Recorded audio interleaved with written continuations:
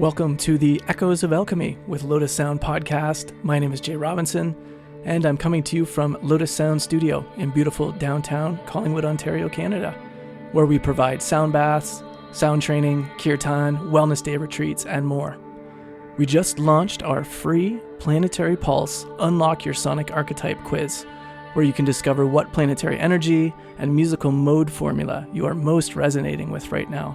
After the podcast, be sure to head over to our website, lotussound.ca, to find your sonic cosmic archetype. As grounded, passionate, and dedicated students of ancient and modern sound practices, our team at Lotus Sound supports those looking to amplify their intuition, inner power, and purpose with our one-of-a-kind, unplugged gatherings and sound bath artistry training. Our mission is to inspire a holistically infused lifestyle, utilizing natural, highly effective, and accessible sound wellness practices, and to contribute to the health, happiness, and spirit of our community. On our podcast, we will talk all things sound, from frequencies to deep dives on instruments and philosophy. We will share our inspiration and interesting stories along the way. I hope you will enjoy this podcast. Be sure to follow, rate, and share. And we welcome you to become your most authentic, grounded, and loving self by embracing the practice of sound with us. Enjoy this episode. Welcome to this episode of Echoes of Alchemy. My name is Jay Robinson, and today we're going to talk a little bit about spiritual materialism. Specifically, we're going to go over a bit of literature from Chögyam Trungpa Rinpoche, who was a Tibetan meditation master who fled from Tibet, fled over the mountains, and escaped the Chinese Communist Party in the 1950s. And he came to America. He ended up in America and taught himself English and was really in a unique kind of position as a Tibetan Buddhist meditation master to be able to converse in English and be in the West. So he brought a lot of really interesting and inspiring teachings, a lot of controversy with him as well. But for me, one of the first kind of like spiritual type books that I read was one of his books called Dharma Art. And it was really, really inspiring. And I think it changed a lot about how I looked at specifically music and life in general, really, because the kind of key takeaway from it is that really life is art. So we can put this mindful practice, this artistic outlook on everything that we're doing, and really be present in what we're doing. So Dharma Art is that book. And Chögyam Trungpa Rinpoche started a number of schools, as well as fueled the beginning of the Shambhala book company. And so I used to, at one time, if I went to the used bookstore, I was always looking for Shambhala books, Shambhala publications, a lot of Buddhist teachings, and really, really, really beautiful stuff from them.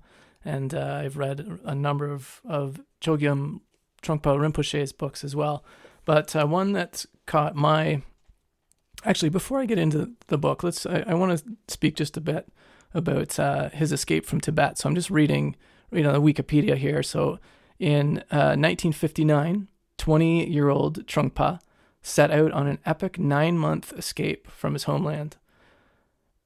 After spending the winter in hiding, he decided definitely to escape after learning that his monastery had been completely destroyed. Trungpa started with Ekang Rinpoche and a small party of monastics, but as they traveled, people asked to join until the party eventually numbered 300 refugees, from the elderly to mothers with babies, additions which greatly slowed and complicated the journey. Forced to abandon their animals, over half of the journey was on foot as the refugees journeyed through an untracked mountain wilderness to avoid the Communist Party. Sometimes lost, sometimes traveling at night, after 3 months' trek, they reached the Brahmaputra River. Trungpa, the monastics, and about 70 refugees managed to cross the river under heavy gunfire. Then, eating their leather belts and bags to survive, they climbed 19,000 feet before reaching the safety of Pema Ko. After reaching India on January 24th, 1960, the party was flown to a refugee camp. It's mind-blowing. So yeah, he ended up in the States after that, and the book that brought my attention to wanting to do this podcast is called Through Spiritual Materialism. And this book was is compiled from talks that he gave in the fall of 1970 and spring of 1971 in Boulder, Colorado. So I'm just going to read from the chapter Spiritual Materialism, which is the first chapter. And yeah, this is really, really cool stuff. And I think if you listen, you'll be able to connect the way he's speaking about spirituality, probably in a number of different ways. I know there's a lot of angles that I can see on this text in my own life. So yeah, let's see. So this is Chögyam Trungpa Rinpoche, Cutting Through Spiritual Materialism. It is important to see that the main point of any spiritual practice is to step out of the bureaucracy of ego.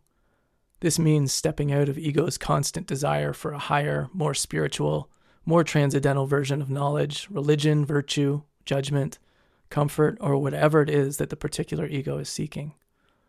One must step out of spiritual materialism. If we do not step out of spiritual materialism, if we in fact practice it, then we may eventually find ourselves possessed of a huge collection of spiritual paths. We may feel these spiritual collections to be very precious. We have studied so much.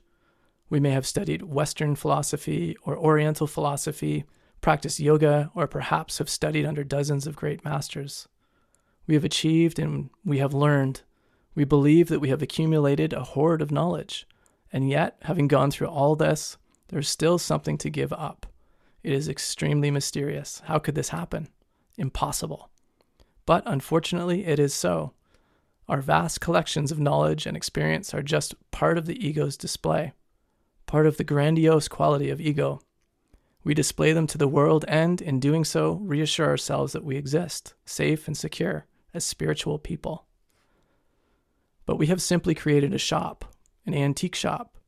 We could be specializing in Oriental antiques or medieval Christian antiques, or antiques from other civilization or time, but we are nonetheless running a shop. Before we filled our shop with so many things, the room was beautiful. Whitewashed walls, very simple floor, with a bright lamp. There was one object of art in the middle of the room, and it was beautiful. Everyone who came appreciated its beauty, including ourselves. But we were not satisfied, and we thought, since this one object makes my room so beautiful, if I get more antiques, my room will be even more beautiful. So we began to collect, and the end result was chaos. We searched the world over for beautiful objects, India, Japan, many different countries, and each time we found an antique because we were dealing with only one object at a time. We saw it as beautiful and thought it would be beautiful in our shop. But when we brought the object home and put it there, it became just another addition to our junky collection. The beauty of the object did not radiate out anymore because it was surrounded by so many other beautiful things. It did not mean anything anymore. Instead of a room full of beautiful antiques, we created a junk shop. Proper shopping does not entail collecting a lot of information or beauty, but it involves fully appreciating each individual object. This is very important. If you really appreciate an object of beauty, then you completely identify with it and forget yourself. It's like seeing a very interesting, fascinating movie and forgetting that you are the audience. At that moment, there is no world. Your whole being is that scene of that movie. It is that kind of identification, complete involvement with one thing. Did we actually taste it and chew it and swallow it properly, that one object of beauty, that one spiritual teaching?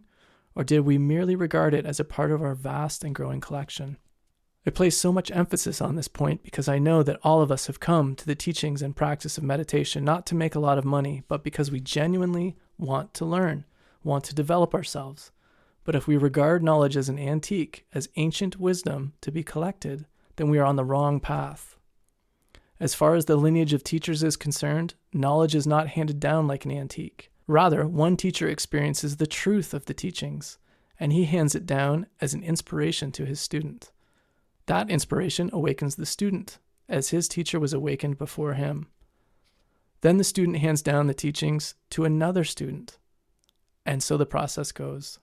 The teachings are always up to date. They are not ancient wisdom and old legend. These teachings are not passed along as information, handed down as a grandfather tells traditional folk tales to his grandchildren. It does not work that way. It is a real experience. There is a saying in the Tibetan scriptures, knowledge must be burned, hammered, and beaten like pure gold. Then one can wear it as an ornament. So when you receive spiritual instruction from the hands of another, you do not take it uncritically, but you burn it, you hammer it, you beat it, until the bright, dignified color of gold appears. Then you craft it into an ornament, whatever design you like, and you put it on. Therefore, Dharma is applicable to every age, to every person. It has a living quality. It is not enough to imitate your master or guru. You are not trying to become a replica of your teacher. The teachings are an individual, personal experience, right down to the present holder of the doctrine. Perhaps many of my readers are familiar with the stories of Naropa, Tilopa, and Marpa, Milarepa, and Gompopa, and the other teachers of the Kaghu lineage. It was a living experience for them, and it is a living experience for the present holders of the lineage. Only the details of their life situations are different. The teachings have the quality of warm, fresh baked bread. The bread is still warm and hot and fresh. Each baker must apply the general knowledge of how to make bread to his particular dough and oven. Then he must personally experience the freshness of this bread and must cut it fresh and eat it warm.